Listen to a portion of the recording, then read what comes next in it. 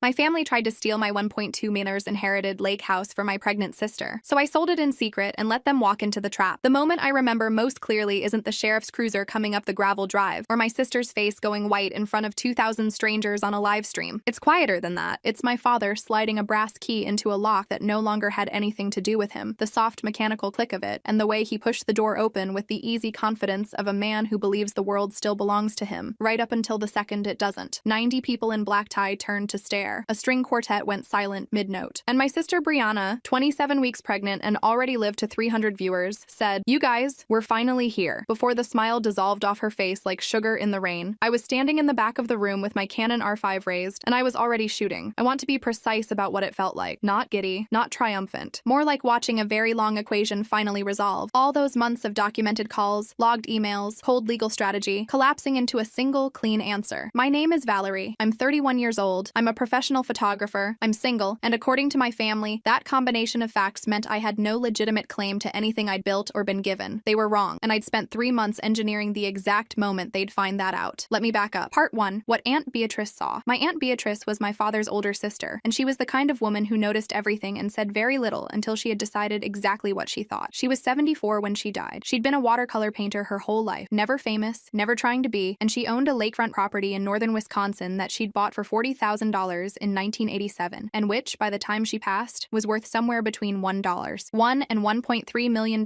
depending on who you asked and how much they wanted the number to hurt. I started visiting her when I was 23. No particular reason. I'd just gotten my first real camera, a secondhand Nikon that I'd saved up for over 7 months working double shifts at a coffee shop, and someone had mentioned the light over the lake in the early morning was something worth photographing. They were right. The first time I drove up there, 4 hours from Chicago alone in a Honda Civic that made a sound like a dying lawnmower every time I hit 60, Aunt Beatrice opened the door, looked at me for a long moment and said, "You've got your grandmother's eyes. Come in." I made soup. That was the beginning. For 8 years, I drove up almost every weekend I could manage. The Civic eventually gave out, and I replaced it with a used Subaru. My photography business grew from girl with a camera at weddings to a legitimate commercial operation with roster clients, and I shot a lot of it on that lake. The morning fog, the ice in February, the way the water turned the color of a peach at golden hour while Aunt Beatrice sat on the deck with her watercolors, and we talked. We talked about real things. Not weather, not family gossip, about what we regretted and what we didn't, about what it felt like to make something with your hands, about loneliness and independence and what you owe the people who made you versus what you owe yourself. She watched me build my business from nothing. She knew what I'd sacrificed. She knew about the years of instant noodles in my drafty Pilsen apartment, the unpaid invoices I'd eaten to keep clients happy, the wedding I'd shot 3 days after I had my wisdom teeth out because I couldn't afford to cancel. She also watched Brianna. My sister is 2 years younger than me and has a talent I genuinely respect. She has never, not once in her adult life, made anything harder than it needed to be. Our parents paid for her college, her wedding, both of her cars. When she needed a career, she became a lifestyle influencer, which, to give her credit, suited her perfectly. She had 20,000 followers on Instagram who believed she lived a charmed, soft-focused life full of linen tablecloths and farmers' market flowers. She visited Aunt Beatrice's lake house exactly once. In the summer I was 26. She spent 45 minutes complaining about the Wi-Fi. She took 17 selfies on the dock with the lake as backdrop, posted them with the caption "Summer Magic" and approximately zero mention of whose property she was on, then left before dinner. Aunt Beatrice watched her go from the kitchen window. She didn't say anything. She didn't need to. Part 2. The will, the video, and the emails. Aunt Beatrice died on a Tuesday in March. I'd been there the week before, and she'd seemed tired but clear-eyed. We'd sat on the deck even though it was cold enough to see our breath, wrapped in quilts. And she'd said, "You know what I like about you, Val? You showed up. That's the whole thing. That's all it ever is." I didn't know those were almost the last words she'd say to me. I got the call that Tuesday at 6:15 a.m. I was in my car before I'd finished processing it. The will reading happened 3 weeks later, conducted by her attorney, a cautious, careful man named Robert Fenn, who had handled Beatrice's affairs for over a decade. My parents sat across from me at a conference table in Wausau. My mother had worn her good blazer. Brianna had come too, though she wasn't named in anything, and she kept checking her phone under the table. Robert Fenn read the will, the lake house, the property, the contents, and the remainder of Beatrice's investment accounts, to me, Valerie Ann Marsh, in full. My mother's jaw dropped. I watched it happen, physically drop, like a counterweight had been cut. Then Robert Fenn cleared his throat and said there was also a video. Beatrice had recorded it the morning she died, on her iPad, propped against her coffee mug on the kitchen table. She was in her housecoat. Her hair wasn't done. She looked directly into the camera like she was talking to each of us personally. She said, "Valerie showed up. Every week, for 8 years, she showed up. This house is hers. End of story." 7 sentences. The way she said end of story, flat, final, with zero apology. I've watched that video maybe 40 times since, and it still puts a lump in my throat the size of a fist. My mother was vibrating by the time the playback ended. She kept it together long enough to get to the parking lot. The email started that same night. Here's what I need you to understand about the email campaign my mother ran over the next 6 weeks. It was organized. She wasn't just venting. She was building a case. Twins are expensive, Valerie. You know Brianna is having twins. You're always traveling. You don't even use the property consistently. Brianna needs stability. You're single. You don't have children. You don't need it the way she does. Selfish isn't a strong enough word for what you're doing. Aunt Beatrice was lonely, and you took advantage of that. A real sister wouldn't even hesitate. You don't need it. I didn't argue back. Not once. I opened a Google Sheet on day 3 and started logging every contact. Date, time, medium, word-for-word content, and a notes column. By the end of week 6, I had documented 47 phone calls, recorded through a call logging app on my phone, fully legal in my state as a one-party consent jurisdiction, transcribed, timestamped, filed in a folder I labeled simply documentation. The word selfish appeared 31 times across calls and emails. The phrase you don't need it appeared 43 times. The phrase single girl appeared 19 times. My mother's preferred framing for why my life was worth less than Brianna's. On call number 31, my mother said, and I quote from the transcript, "I will find a way to contest that will. Don't think I won't. Robert Fenn is 100 years old and Beatrice wasn't well. We'll say she was coerced." I let her finish. Then I called Robert Fenn and told him everything. Robert Fenn, who had practiced estate law in Wisconsin for 38 years, was not alarmed. He was, if anything, mildly annoyed. He told me the video recording, combined with Beatrice's documented mental competency, she'd had a cognitive assessment just 5 months earlier, made any contest frivolous. He also told me, carefully, that making a false claim of undue influence against a deceased person's clearly stated wishes could have professional consequences for someone who, say, held a real estate license. My mother held a real estate license. I wrote that down. Part 3. Julian. Julian Ashworth came into my life professionally about 4 years ago when I shot the redesign reveal for one of his architectural projects, a converted warehouse near the Milwaukee riverfront that had won 3 regional design awards by the following year. Julian is in his late 50s, silver-haired, and operates in that zone of wealth where he doesn't feel the need to perform it. He wears the same brand of Italian loafer to site visits and charity galas. He speaks in complete sentences and means every word of them. He had grown up in a family with enough old money that he'd never had to hustle, but he'd spent 30 years building his own firm anyway, because he said inherited wealth without personal achievement felt like wearing someone else's suit. I liked him immediately. I'd photographed his projects a dozen times over 4 years. He knew my work. He'd been to the lake once with a small group of architects and designers I'd invited for a late summer shoot, and he'd stood on the deck looking out at the water for a very long time without saying anything. I called him on a Thursday morning in late August, about 6 weeks after the will reading. I told him the situation. I told him I wanted to sell. There was a pause. "What are you asking?" "I had it appraised," I said. "Fair market puts it between $1.1 and $1.3 million.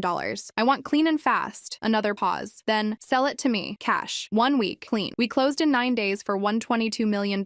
His corporate lawyer, a woman named Diana Voss, a former assistant U.S. attorney who had moved into private practice and whose reputation in Wisconsin legal circles was, as Julian described her, she eats opposing counsel for sport, handled all of it. Diana Voss, J.D., University of Chicago, 14 years in private practice after 6 years federal. She was 51, 3 inches shorter than me, and had a way of standing perfectly still while other people talked that made you feel like you were already losing. She reviewed the title, confirmed there were no grounds for a contest given the airtight estate documentation, and processed the transfer. I signed the closing paperwork on a Wednesday afternoon. I did not tell my family. I did not change the locks. My father had a spare key. I had given it to him 2 years earlier when I was doing renovation work and needed someone to check on the contractor. He still had it. I knew he still had it because my mother had referenced Dad's key in one of her emails. I left that key exactly where it was, because Julian was planning an event. Part 4. The banquet. Every November, Julian's firm hosted what they called an acquisition preview, essentially a high-end cocktail reception and dinner for the architects, designers, city planning officials, and real estate investors who made up his professional ecosystem. 90 people, roughly. The kind of gathering where deals got made over champagne and you didn't talk about money directly because you didn't have to. He'd been doing it in Chicago for years. This year, he wanted to do it at the Lake House, his new property acquisition, he said, which he wanted to debut to the right audience before beginning its renovation into a boutique client retreat. The date was set for November 15th. 8 HD security cameras were going in, 3 exterior, 5 interior. Diana Voss would be there because Diana Voss was always at Julian's major professional events. A full catering staff, a string quartet, the works, formal attire. I was hired, officially and contractually, as the event photographer. I mentioned this to my family in the vaguest possible terms, that I was working an event up that way in November. Might be a long day. Then I watched what Brianna was doing online. She had been posting nursery content for weeks. Mood boards, paint swatches. The twins' announcement had gotten her 20,000 new followers. She was at a content peak, and she was milking it. The aesthetic young mother, the woman manifesting her dream home, and increasingly, the lake house. She'd never actually told her followers she owned it. She'd never exactly said it was hers, but she'd been posting throwback photos of the deck, of the dock, of Beatrice's old porch chair cares? She'd let the implication gather like fog. In her comments, people wrote, "Your lake house is stunning," and she liked every single one. In early October, she texted me, "Hey, working on some content, just need the Wi-Fi password for the house when we come up. Mom has the spare key situation handled but need the network name." My thumbs hovered over the phone for a long moment. "I don't have that handy," I typed. "I'll have to dig it up." Then, 12 days later, Val, doing a surprise live home tour, November 15th. My followers have been asking forever. So excited, can't wait to show the twins' future nursery. November 15th, the exact day of Julian's banquet. I put my phone down on the kitchen table and sat with it for a long time. Then I texted back, "Sounds fun." I didn't mention it to Julian. I didn't need to. I just confirmed my arrival time, double-checked the security camera setup, and went back to work. Part 5. Diana Voss makes a phone call. About a week before the event, I sat down with Diana Voss over coffee at a downtown Milwaukee hotel and laid everything out. The documentation folder. All 47 calls. The transcripts. The email chain. The specific threat to contest the will using fabricated claims of coercion. The detail about my mother's real estate license. Diana listened without interrupting. She had a yellow legal pad and she took 4 lines of notes, which felt like exactly the right amount. "You anticipated trespassing," she said when I finished. "I anticipated them using an old key and treating the property as theirs. And you want to be present. I'm the event photographer. I'll be there professionally regardless." She looked at me for a moment. "Ms. Marsh, you've done good work here." She tapped the documentation folder. "This is better than most of what my own clients bring me. You have recorded evidence of a stated intention to make false legal claims. Depending on how November 15th goes, you may have grounds to pursue more than just a trespass call." "I know," I said. "I'll have someone look into the license situation." She had already made a call to the Wisconsin Department of Safety and Professional Services, the body that oversees real estate licensing in the state, by the time I was back in my car. I know this because she texted me a case file number that afternoon. My mother's real estate license was already under preliminary review for alleged misrepresentation in a separate transaction that a former client had reported months earlier. Diana's call had added context to an existing file. My mother didn't know any of this. She was busy planning her daughter's nursery reveal. Part 6. November 15th. I arrived at 10 a.m. to help with setup. The catering company had come in at 8. White-clothed tables, heavy glassware, trays of canapes under silver domes. The string quartet did a sound check at noon. String lights went up along the deck railing, and the afternoon light off the lake was doing exactly what it always did in November, going copper and low and extraordinary. I shot the empty house first. I always do. There's something about a room before the people arrive that tells you what it really is. This room was warm, beautiful, entirely Julian's now. The art on the walls was his. The furniture was his. Even the Wi-Fi network had been changed. Guests began arriving at 2:15 p.m. By 3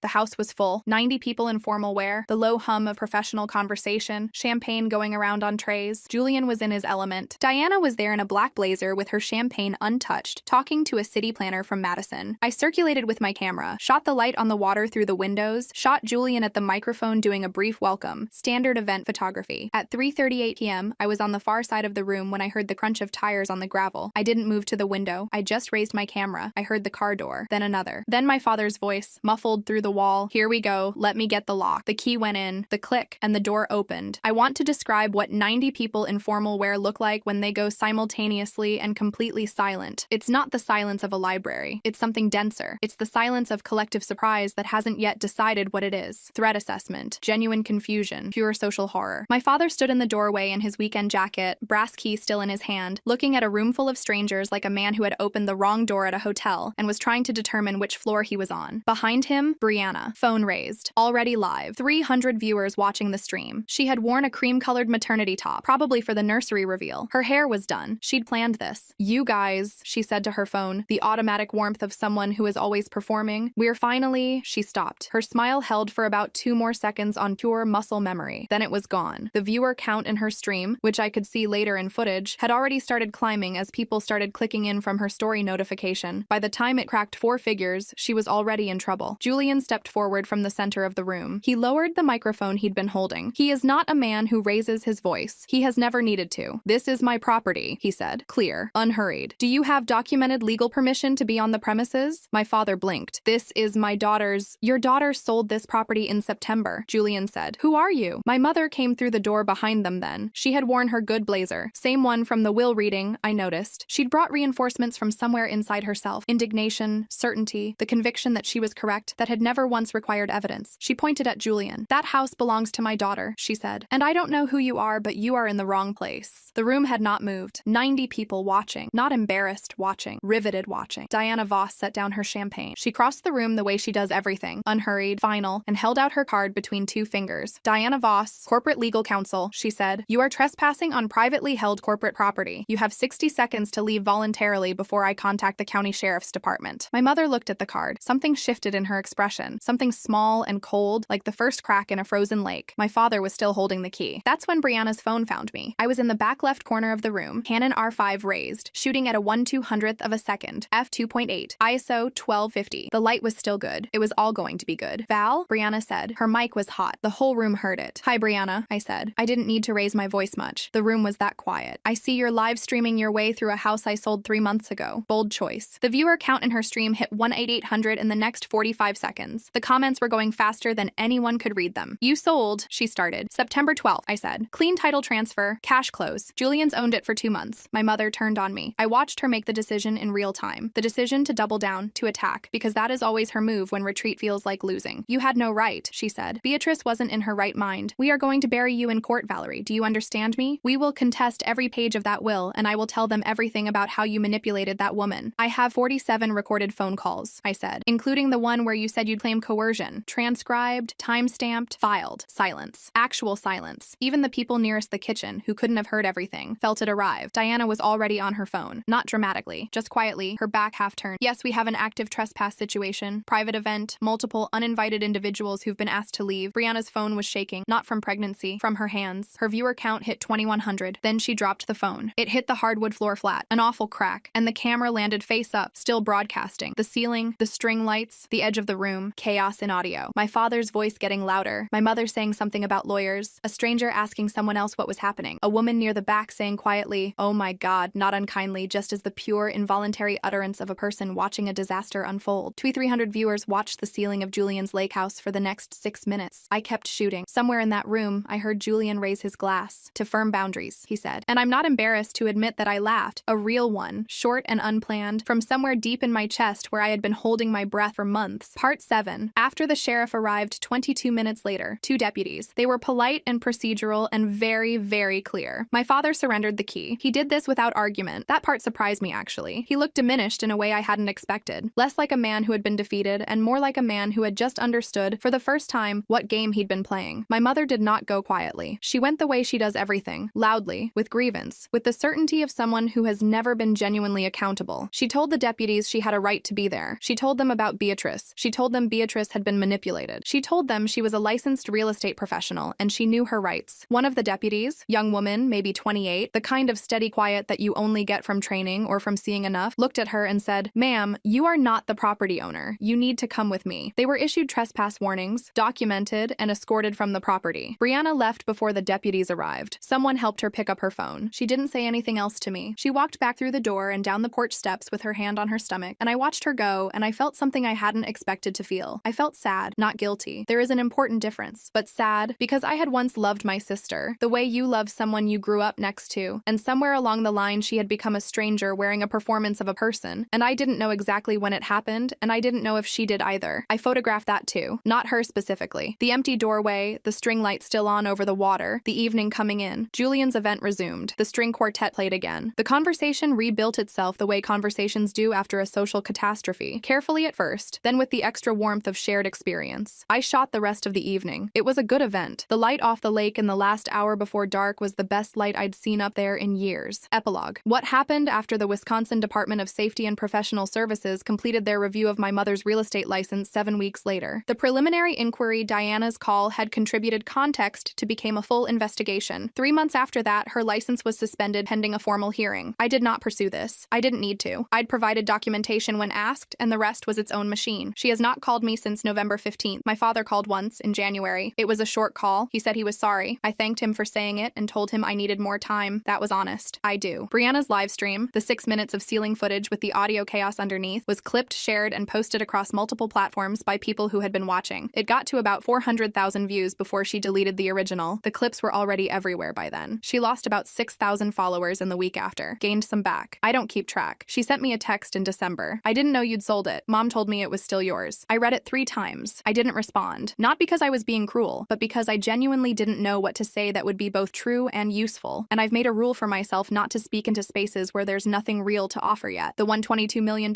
minus taxes and transaction costs landed in an account I had opened specifically for what I've started calling, only to my myself, only in my head, the Beatrice Fund. Part of it I reinvested in my business. Proper studio space, equipment upgrades, 2 new associate photographers on contract. Part of it went to a down payment on a place of my own. Not a lake house, not yet, but a solid 1-bedroom in a neighborhood I love with good light in the mornings. The rest is sitting, accruing, waiting to become something I haven't decided on yet. But here's what I think about most. In the quiet parts of the day, I think about that deck. The one where Beatrice and I used to sit as the water went gold. She'd have her watercolors. I'd have my camera. We'd be working and not working, making things and watching things, and she'd say whatever she was thinking without preamble or apology, because she was 74 and had decided that life was too short for preamble. You showed up, she'd said. That's the whole thing. That's all it ever is. I don't own that deck anymore. Someone else does. Julian has big plans for it. A client retreat, a gathering space, something that will make it new. But every time I look at one of my photographs from those mornings, the fog on the water, the light going peach, the edge of Beatrice's easel in the corner of the frame, I know that what I have isn't the house. What I have is the proof that she was right. I showed up. I kept showing up. And in the end, that turned out to be the only thing that mattered.